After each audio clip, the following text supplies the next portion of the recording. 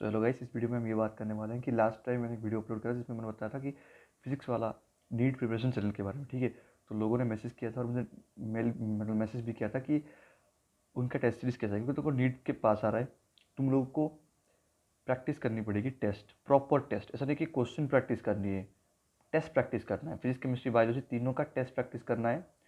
तो यार देखो, बहुत सारे तुम्हें पता है कि फ्री में भी मिल जाते हैं टेस्ट जो तुम अटेम्प्ट कर सकते हो घर में बैठ के, बट यार उनमें वो फील नहीं आती। ठीक है, उनमें वो कंपटीशन नहीं मिलता तुम लोगों को। कंपटीशन तभी मिलेगा जब तुम बहुत सारे बच्चों के बीच में बैठ कर टेस्ट दोगे और अपनी अपनी सेल्फ एनालिसिस कर पाओगे तुम लोग कि हम अभी किस पोजीशन में हैं कंपेरेटिव टू अदर स्टूडेंट्स, जहाँ पे तुम्हें अच्छे से हर एक चीज़ एक्सप्लेन करके मिलेगी, हर एक सॉल्यूशन तुम्हें मिलेगा। ठीक है, ऐसा एक टेस्ट देना इम्पोर्टेंट नहीं है, क्वालिटी टेस्ट देना इम्पोर्टेंट है। टेस्ट तो 100 मिल जाएंगे, बट उनमें वो क्वालिटी नहीं होगी जो क्वालिटी तुम्हें एक प्रॉपर टेस्ट में मिलेगी, जो फील आएगी तुम्हें कि मैं नीट देकर आ रहा हूँ। ठीक है, तो वैसा टेस्ट सीरीज तुम लोगों को प्रैक्टिस करना है। देखो, बहुत सारे टेस्ट सीरीज मिल जाएंगे, पर लोगों ने मुझे बताया कि उनका टेस्ट सीरीज कैसे है, तो मैं बताऊंगा कि यार मैंने देखा उनके, मतलब टेस्ट देखा तो अच्छी टेस्ट है उनकी। बायोलॉजी भी मोर और लेस एनसीईआरटी बेस्ड ही है, जो मैं चाहता हूँ। लेकिन अगर कुछ बहुत सारे इंस्टीट्यूट ऐसे जिसमें टेस्ट सीरीज में, जब मैं प्रिपेयर करता था ना, तब मुझे यही बात बहुत बुरी लगती थी कि अगर नीट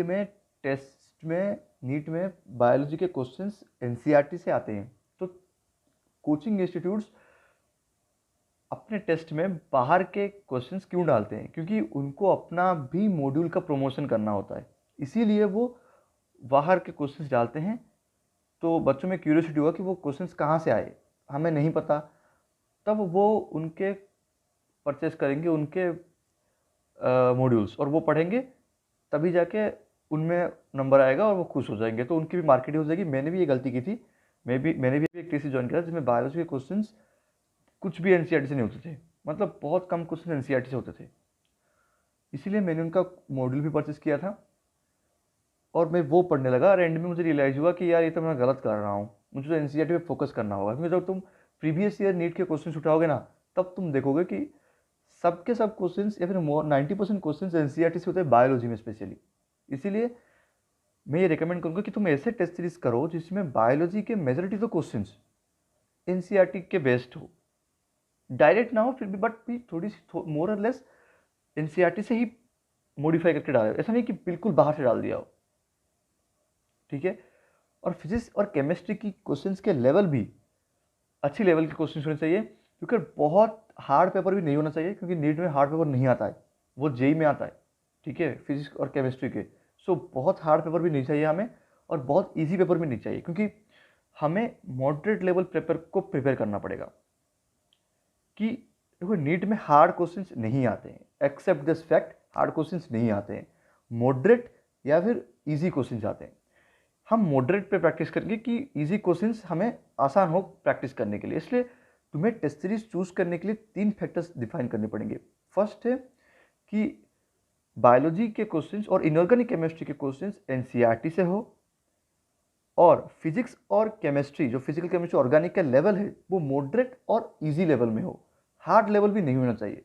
हाँ, एक दो पेपर हो गया, 10 पेपर दिया, एक दो हार्ड हो गया, कोई बात नहीं, बट सब कुछ हार्ड हो गया तो कॉन्फिडेंस गिर जाएगा तुम लोगों का। ठीक है, क्योंकि तुम्हें नीट का रेप्लिकेट पेपर अटेम्प्ट करना है इस समय।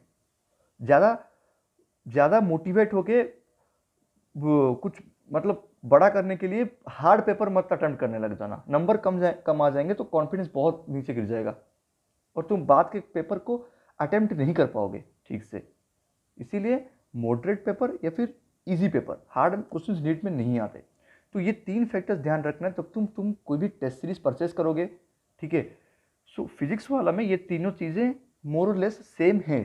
ठीक है, तो देखो 10 टेस्ट दोगे, 2-3 टेस्ट में ये जो 3 क्राइटेरिया है उसमें बाहर के क्वेश्चंस, मतलब उन क्राइटेरिया को फिलअप नहीं कर पाएंगे वो, पर वो एक्सेप्टेबल है, क्योंकि 10 में से 2-3 मॉडिफाई हो सकता है। ठीक है, क्योंकि कुछ, मतलब देखो यार, आइडियल तो कुछ भी नहीं है ना, हो सकता है कि नीट का पेपर हार्ड आ जाएगा, पता नहीं क्या हो जाएगा करिश्मा इस बार।